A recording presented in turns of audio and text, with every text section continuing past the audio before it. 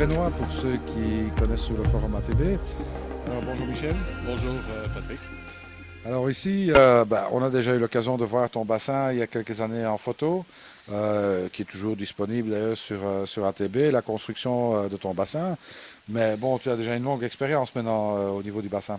Ah oui, depuis les années 80, j'ai créé à Bruxelles un petit bassin tout à fait par hasard, et puis j'ai créé deux autres bassins à Énuyères, et celui-ci est mon quatrième bassin. Alors celui-là des Nouillères, d'ailleurs on sait voir la rénovation, hein. Tu as fait une rénovation Effectivement, il y a combien? Il y a 2, 3 ans maintenant? il y a Il y trois a ans, on a trois fait une ans. rénovation. Ça se passe toujours bien là-bas? Tout va très bien, les poissons se plaisent royalement. C'est toujours souvent mes principes de paresseux, c'est-à-dire du lagunage. Ouais, alors là, on peut en dire un mot parce que bon, finalement, la technique fonctionne très bien chez toi. Oui, elle fonctionne très bien, et en fait c'est tout à fait l'origine de tous mes bassins. Parce que à Bruxelles, j'avais un filtre, j'avais un système de pompage, j'avais tout un système qui à l'époque était très moderne, mais qui est, je dirais, dérisoire actuellement. Et un jour, j'ai oublié de réparer, enfin de nettoyer les filtres, de les suivre, et j'ai laissé ça pendant plusieurs semaines, plusieurs mois même. Et je me suis dit, bon, ben, mes poissons sont morts. J'y suis retourné, et ces poissons étaient superbement vivants, grâce en fait au lagunage que j'avais créé tout à fait par hasard. La filtration continuait à fonctionner, les poissons avaient grandi, et j'en veux pour preuve que j'ai toujours un de ces koi qui vit à Énuyères. Il doit avoir maintenant 15 ans à peu près. C'est ça. Alors bon, lagunage, d'accord, mais pas n'importe quoi. Lagunage, d'accord, pas n'importe quoi. Le lagunage est une solution, je dirais une solution de paresseux.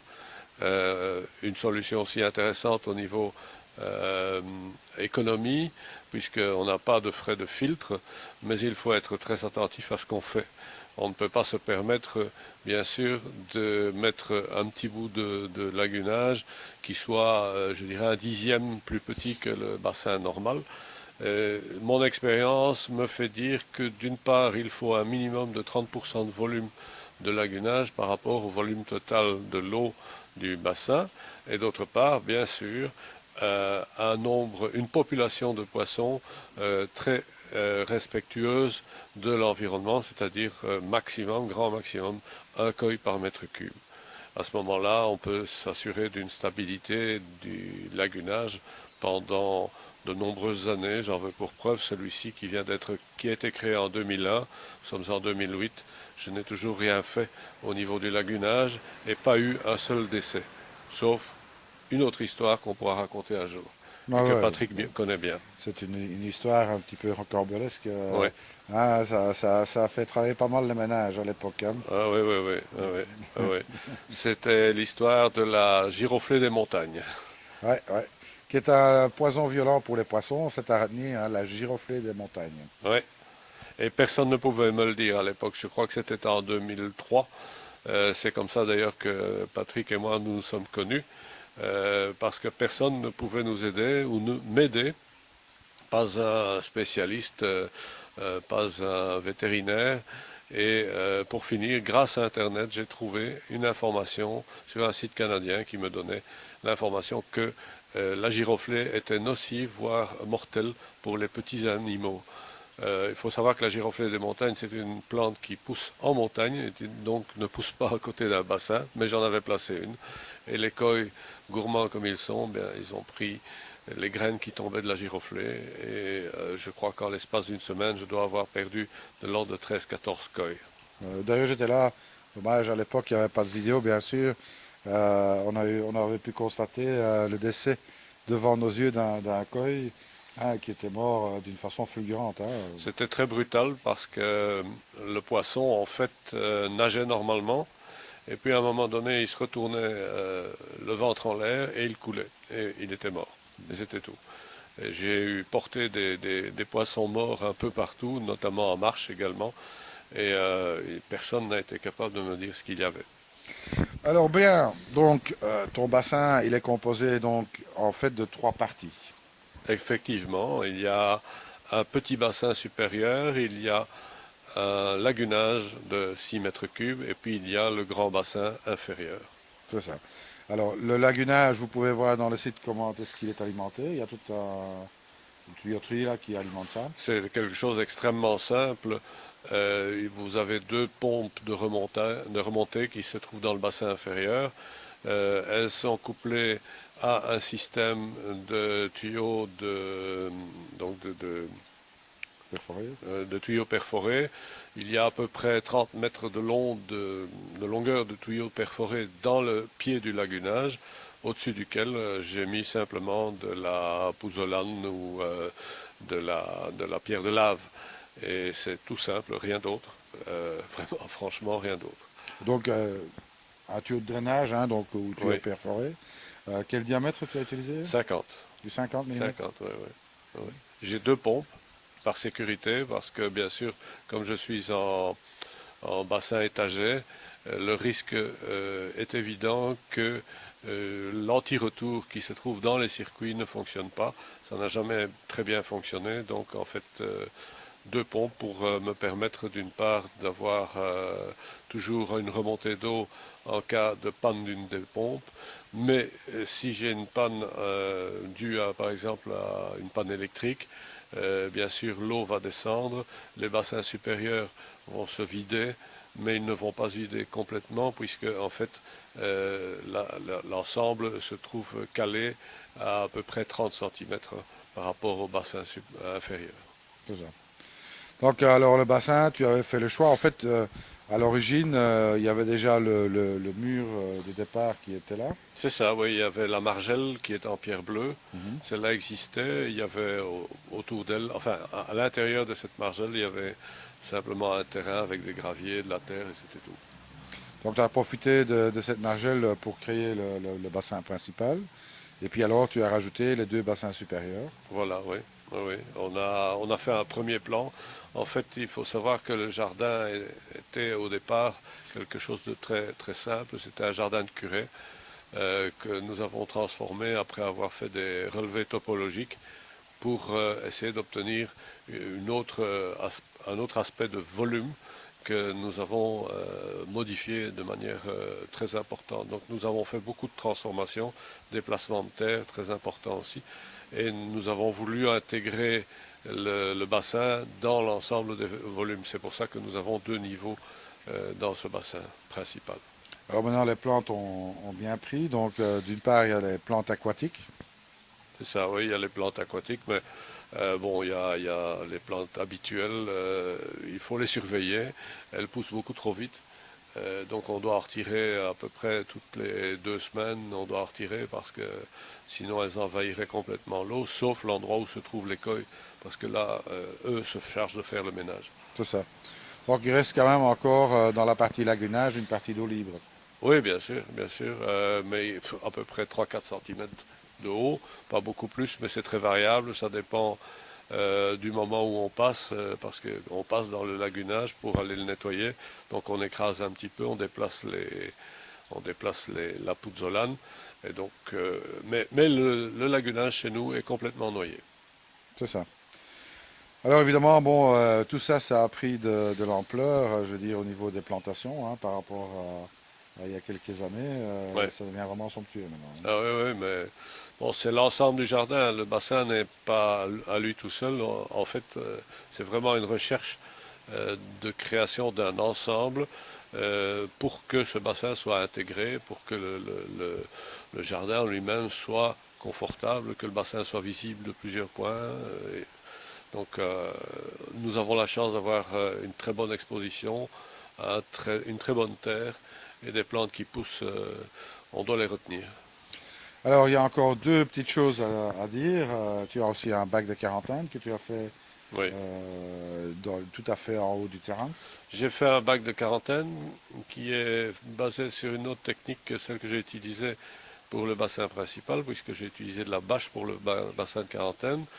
Et d'une part, il est enterré de l'ordre de 60 cm dans le sol, et d'autre part, il est surélevé par rapport au sol par l'adjonction de 3 niveaux de poutrelles en bois et qui mène le bassin à une profondeur d'1,20 m. Ce bassin est en forme de T, de L, pardon, et fait à peu près 3000 litres.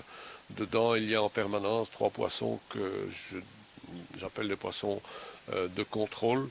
Et en cas de problème, je mets le poisson malade dans le bassin de quarantaine. Ça ne m'est arrivé qu'une fois depuis que j'ai créé ce bassin. Je l'ai créé en 2002. Euh, j'ai eu un poisson qui a eu un problème. Je l'ai laissé là-dedans sans réel traitement. Et après quelques mois, il est retourné dans son bassin normal. C'est ça. Alors, dernière création, le bac, Le lotus, le bac à lotus. oui. Alors là, bon, c'est superbe, hein, dans le coin, vous allez voir les images, bien sûr. Alors le bac à lotus, quelle était l'idée de départ? Oh ben, c'est une histoire très amusante.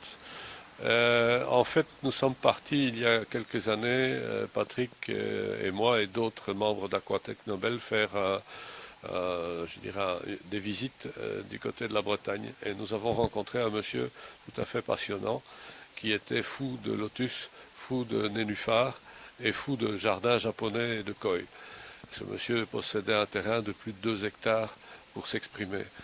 C'était assez impressionnant. Et on a été tellement impressionnés qu'on a ramené en fait un lotus de chez lui. Et ce lotus a végété pendant plusieurs années dans un bassin de maçon, 90 litres. Mais il végétait bien puisqu'il a fait une fleur l'année passée. Et j'avais eu toujours en tête de faire un bassin à lotus dans l'endroit le plus chaud, le mieux exposé du jardin. Et c'est arrivé cette année-ci. Donc on l'a terminé en fait en juin. Il est fait en époxy et il y a à peu près 60 cm de profondeur, dont 30 de terre. Et le lotus a été transplanté mi-juin. Et depuis lors, ben, le lotus s'est développé de manière assez impressionnante et a même fait une fleur qui a fleuri cette semaine-ci. C'est ça. Alors bon, on peut peut-être rappeler, hein, la personne en question, c'est Dara, qui de temps en temps vient nous faire un petit bonjour Ouais. sur le forum, Oui, hein, qui est quelqu'un qui était vraiment, comme tu dis, très intéressant. On peut voir d'ailleurs un reportage sur le sujet avec exactement. une collection absolument fabuleuse de nénuphars. Tout à fait, oui, oui. C'était une des grandes collections de France. Et bien sûr une connaissance fabuleuse, hein, Oui, oui, sur le oui. domaine. Très, très, très précise. Il était aussi intéressé, il est toujours, je pense, intéressé par les bambous. Mhm. Il avait aussi toute une collection de bambous qui était très, très belle. Enfin bref, c'était quelqu'un de très intéressant. Sa maison était petite, mais son jardin était C'était énorme. vraiment magnifique, très grand, avec des plantes vraiment exceptionnelles aussi, Oui, hein. oui, tout à fait. Des plantes très rares. Ouais. Enfin, bon, ici, pour la construction de ce bassin, donc on rappelle un petit peu, donc il y a trois parties. Tu as choisi en fait d'utiliser le polyester. Tout à fait, oui. Oui, oui. Le bassin fait à peu près 30 mètres cubes dans son ensemble, donc ce n'est pas un très très grand bassin. C'est tout à fait suffisant pour avoir un bassin d'agrément.